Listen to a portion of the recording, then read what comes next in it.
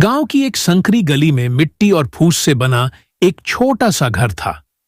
इसी घर में अमित अपने माता पिता के साथ रहता था। अमित के पिता रामलाल दिन भर ईंटें ढोने का काम करते थे और उनकी कमाई इतनी कम थी कि 2 वक्त की रोटी जुटाना भी मुश्किल हो जाता था। मां सविता देवी खेतों में मजदूरी करती ताकि परिवार का खर्च कुछ हद तक संभल सके। अमित बचपन से ही समझदार था। उसने अपनी मां को दिन भर खड़ी धूप में खेतों में काम करते और पिता को मजदूरी करते देखा था। जब वह अपने माता पिता की थकी हुई आंखों और फटे हुए कपड़ों को देखता तो उसके मन में एक ही ख्याल आता, मुझे कुछ बड़ा करना है। लेकिन बड़ा करना आसान नहीं था। गांव में अच्छी शिक्षा का अभाव था और गरीबी ने उसे छोटी उम्र में ही संघर्ष करना सिखा दिया था। स्कूल की फीस भरना भी मुश्किल था, लेकिन अमित पढ़ाई में इतना अच्छा था कि उसे छात्रवृत्ति मिल गई। वह रोज स्कूल जाता, नंगे पैर ही सही, लेकिन उसके दिल में अपने सपनों को पूरा करने का जुनून था। अमित जब 10वीं कक्षा में था तब उसकी जिंदगी में और मुश्किलें आ गईं।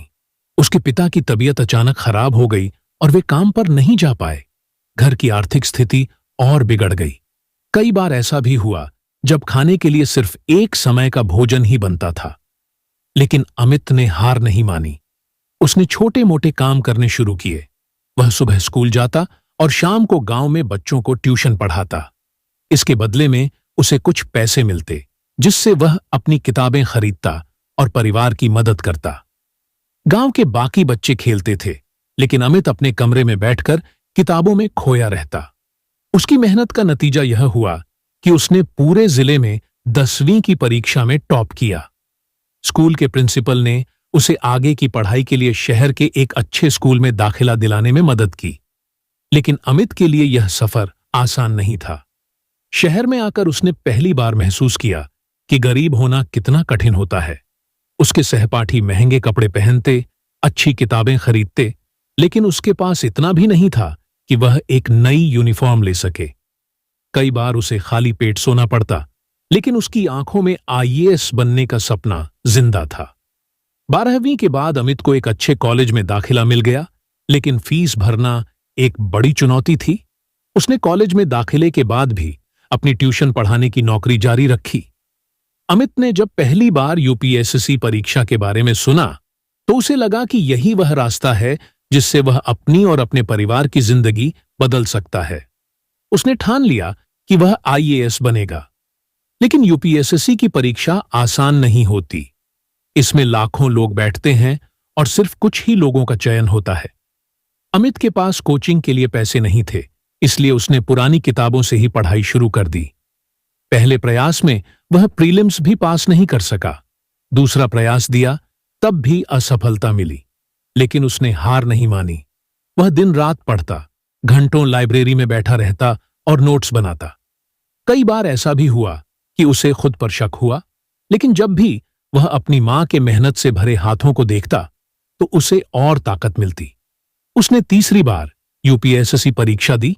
इस बार उसने लिखित परीक्षा पास कर ली और इंटरव्यू तक पहुंच गया। अमित का इंटरव्यू कठिन था। उसे देश दुनिया के जटिल प्रश्न पूछे गए, लेकिन उसने आत्मविश्वास के साथ जवाब दिए। जब परिणाम आया तो उसकी आंखों में आंसू थे। उसका चयन आईएएस अधिकारी के रूप में हो चुका था।